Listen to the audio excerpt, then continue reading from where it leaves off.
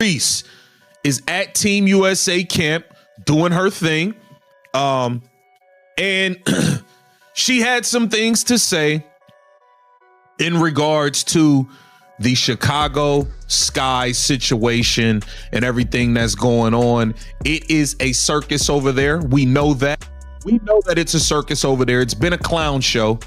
And Angel Reese did not hold back. And she made it clear that she don't. Nobody expected the room to freeze like that. No whistle, no shouting, just silence. Angel Reese turned away from the court while Caitlin Clark stood at the logo, the ball still spinning in her hands. In that moment, it stopped feeling like practice and started feeling like a breaking point. If you were watching live, it was impossible to look away. The final day of Team USA camp left everyone divided, and what happened there is still being debated. Day one of Team USA camp looked normal on the surface. Laughter, cameras rolling, veterans greeting rookies. But underneath it all, pressure was already building. Caitlin Clark didn't arrive quietly. She arrived with expectations, with cameras tracking her every move, and with the same calm expression she carries when she knows something big is coming. By day two, the tone shifted. Drills became sharper, scrimmages sped up, and that's when people really started to notice a change. Every time Caitlin touched the ball, the pace jumped. Every possession stretched the defense farther than it wanted to go, signaling that something bigger was unfolding. The season is over. She's on a jet on the way to Vegas, twerking on the plane, on the way to the Bud Crawford fight or something at that time. Bruh. Like, come on, man. She played y'all. She quit. It is what it is. They stink. She thinks she don't think they have a winning culture over there. She don't want to be there at all. Jeff P, she's done with him. I think she's done with Tyler Marsh. She is done with the Chicago Sky. The question is, will they move her? The veterans hesitated while the younger players pressed, and Angel Reese didn't back down. She matched the intensity right away. Physical defense, hard box outs, real emotion. But this wasn't college anymore, and it wasn't about raw energy. This was about control. Caitlin Clark began pulling from deep, not heat check shots, not wild attempts, but practice level looks from logo range with a clean release and zero hesitation. The gym reacted before the ball even dropped.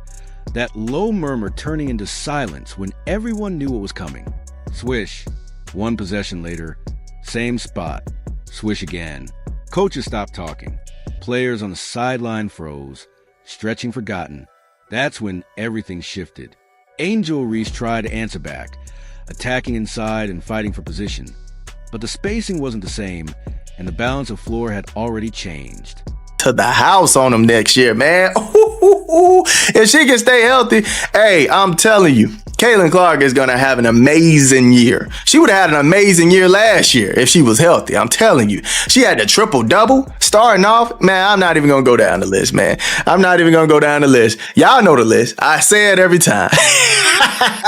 But for the new ones, the triple-double, the averaging 19 and 9 in the first 5 games. Come on, fam. What are we talking about? Caitlin is going to have an amazing third year. I can't wait to see it. All right. But all in all, you always want to see one of your favorite players have a smile. Final day. The tension was impossible to miss. Not yelling, not chaos, just body language telling the story. Then came the moment everyone in the gym noticed.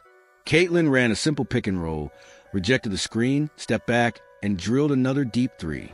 No celebration.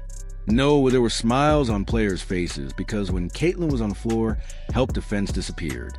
Everyone stayed home, no one willing to leave her for even a second. By the RDS, she just turned and jogged back on defense. That's when Angel walked toward the sideline, and the air in the building shifted again.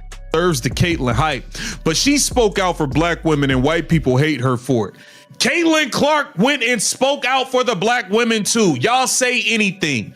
Y'all literally say anything. Cinnabon Clark, Hanson Clark 1, you are a clown. Paige has always been better, more efficient, less turnovers, and actually won a championship at UConn. UConn's probably gonna win a championship this year without her. Like, what are you like? Y'all people are clowns. Y'all people are clowns, man.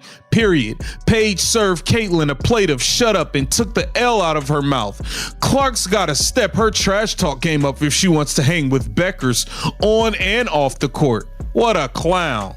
What a clown, man. These people are nuts. If Paige was, if she's all what y'all trying to make her be, why she got the third lowest attendance in the league? Why ain't none of y'all buying tickets to her damn games? Why are the TV ratings so low when she play? Y'all not even watching her, but y'all doing all this talking on Twitter. Thumb warriors. Anywho, let's get to what the GOAT Caitlin Clark had to say as she slammed the door on Project B and all these other leagues. Let's get to it. Many as possible. And let's go ahead and start with Sydney, please. She wasn't storming off or screaming, just shaking her head, a towel over her shoulders, frustration written across her face.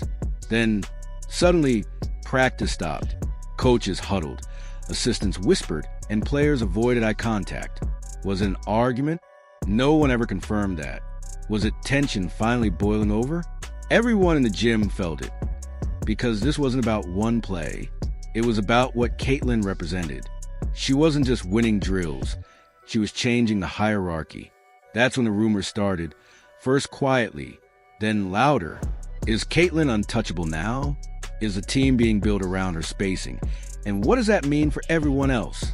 By the time cameras caught Angel leaving the court area early, social media had already decided the narrative.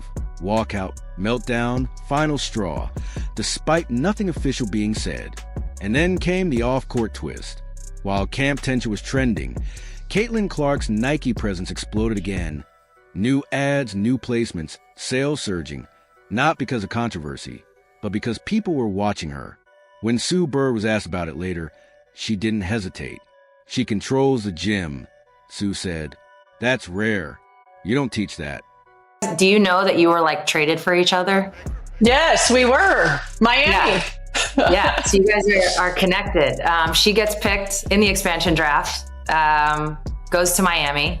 Then, I'm sorry, gets picked by Indiana, sorry. And then you guys, there's a whole flippity-do that happens, which brings you, a little swap that brings you to Indiana. But as I was kind of like, so I'd already researched that looking at Sandy, and then I was kind of doing a little research on you, just getting the details. I already knew the gist. And as I'm looking through, okay, I'm actually gonna speak for you for a second. That line spread fast, and suddenly the story wasn't about practice reps anymore. It was about reality. Caitlin Clark wasn't just surviving Team USA camp. She was bending around her game. Angel Reese didn't fail, and she didn't disappear, but she ran into something different.